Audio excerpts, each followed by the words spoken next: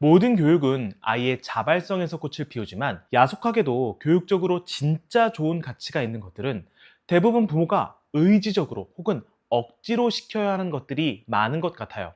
이런 맥락에서 여러분들이 아이가 좋아하든 싫어하든 일상에서 반드시 시키는 게 있으신가요?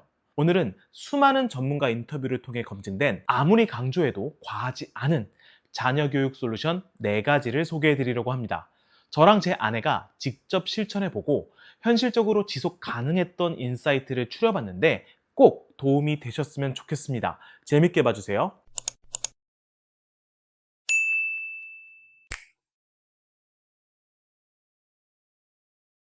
안녕하세요. 실천할 수 있는 교육 인사이트만 드리는 가든 패밀리 브루스필입니다. 수많은 교육 전문가들을 인터뷰하면서 느끼는 점이 있습니다. 아이에게 유익한 것은 어른한테도 무조건 다 유익하다는 것이고, 반대로 아이한테 안 좋은 거면 어른에게도 여지없이 안 좋은 거라는 거예요. 오늘은 이런 측면에서 자녀 교육 솔루션이지만 사실은 실천하는 우리 부모에게 더 도움이 되는 내용 4가지를 꼽아 볼게요.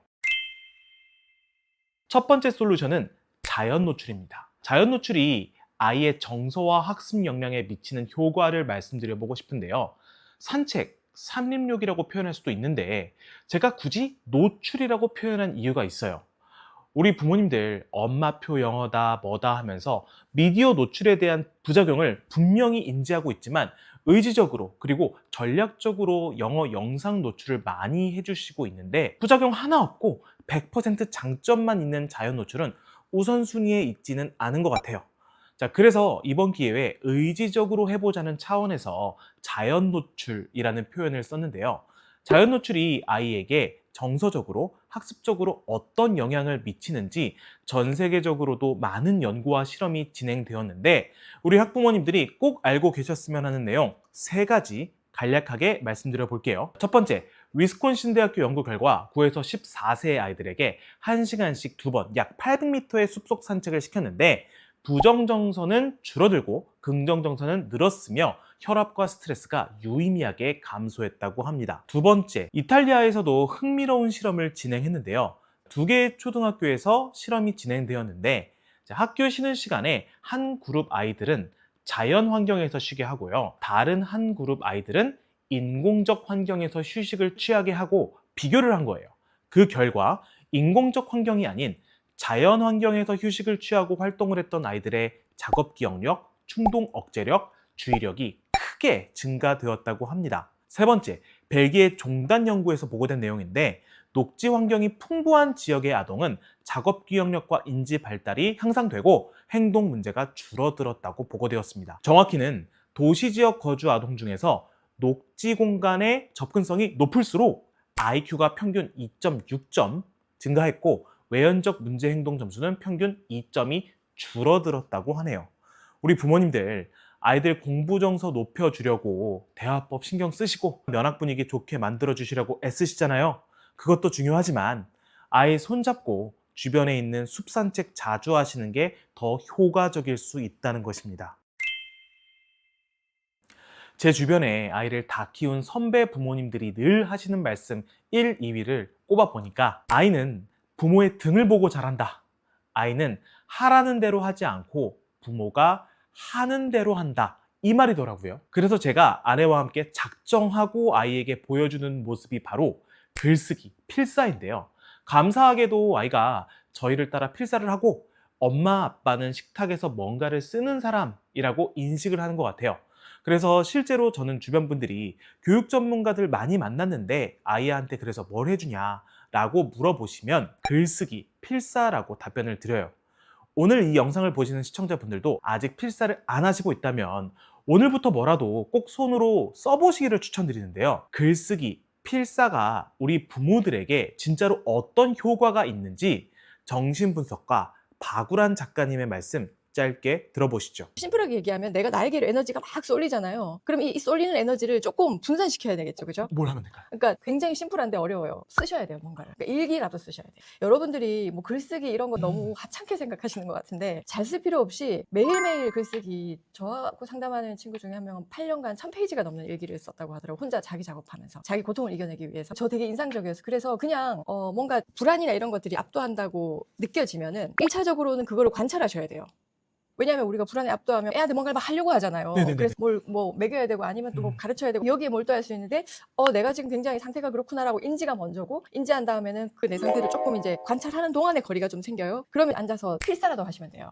아니면은 그냥 주절주절 쓰시는 거예요. 이게 사실은 정신분석의 자유연산 효과가 있어요. 그러니까 그냥 노트에 대고 그냥 말도 안 되는 헛소리 같은 거를 그냥 쓰시는 거예요. 계속.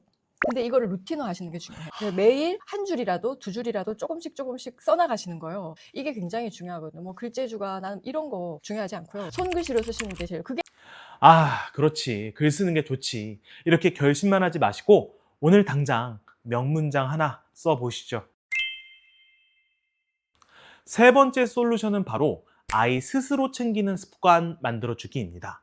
요즘 제가 느끼기엔 우리 부모들보다 아이들이 더 바쁜 것 같아요. 아이들 등원, 하원 시키고 학원 버스를 같이 기다리다 보면 여러 풍경들을 보게 되잖아요. 참 안타까우면서도 동시에 이해가 되는 부분이 A 학원 갔다가 B 학원 차를 기다리는 그 짧은 시간을 이용해서 아이들이 밖에서 또 숙제를 하고 있더라고요. 참 너희들도 크느라 고생이다. 이런 생각이 드는데 부모님들이 워라밸 챙기고 육퇴라는 말을 쓰듯이 아이들도 교육과 성장이라는 이 두 가지 밸런스를 적절하게 챙겨줘야 할 것 같은데요. 성장기, 딱 이때의 타이밍이 있는 거잖아요. 평생에 단 한 번 주어지는 이 성장의 기회를 우리 부모님들이 함께 챙겨주시되 아이 스스로도 챙겨보는 습관을 길러주시면 어떨까 싶은 마음에서 두 가지 솔루션을 추천드립니다. 첫 번째, 아이에게 운동을 시키세요. 부모님이 시간적 여유가 되셔서 운동을 함께 하시면 더 좋고요. 저 같은 경우는 밤마다 집 앞에서 같이 줄넘기를 하는데 하루에 100개에서 150개 이렇게 목표를 정해주면서 아이랑 대화하면서 루틴으로 만드니까 좋더라고요. 아무리 힘들어도 아이가 내가 오늘 그래도 줄넘기 몇 개를 해냈어 라고 작지만 의미 있는 성취감을 느끼면서 하루를 마무리하게 해주는 것이죠. 두 번째, 스스로 키 성장에 관심을 갖도록 해보세요. 공부, 성적도 중요하지만 키 성장도 중요한 시기잖아요. 학원, 학교 가느라 바빠서 놓치기 쉬운 키 성장도 함께 챙기는 습관을 만들어주면 어떨까요? 마침 올 6월에 정관장에서 어린이 키 성장을 하루 한 포로 챙길 수 있는 건강기능식품을 출시했다고 하는데요. 아이키커 하이에는 식약처에서 인정한 최신 키 성장 기능성 원료인 유산균 발효귤 추출물이 들어있다고 합니다. 바쁜 하루 일과 중에도 딱 하루 한 포 본인을 위해 챙기는 습관을 만들어주세요. 네 번째 솔루션을 말씀드릴게요. 바로 자기 전에 오늘 하루 동안 있었던 일 중에 감사한 일을 찾아보고 말해보기입니다. 인문학 멘토인 김정원 작가님도 그렇고 문해력 최고 전문가인 조병영 교수님도 그렇고 한 사람, 한 학생의 높은 인성, 지성은 아주 간단하고 사소한 감사 표현에서 드러난다고 경험담을 이야기해 주셨는데요.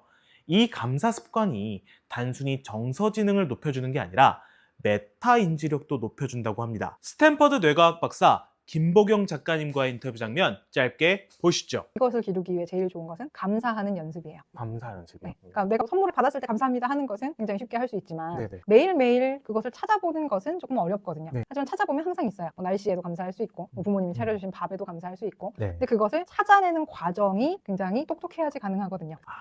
감사라는 거는 정서적인 측면도 있지만 인지적인 측면도 있어요. 왜냐하면 내가 나에게 일어난 일이 무엇이 있고 그중에서 긍정적인 사건을 뽑아내야 되고 그리고 감사하는 대상이 있잖아요. 그러니까 이 사건이 누구 덕분인지를 찾아야지 감사할 수 있어요. 그래서 그것을 연습하는 것. 아까 친구가 나에게 그네 양보해줘서 내가 참 감사했지.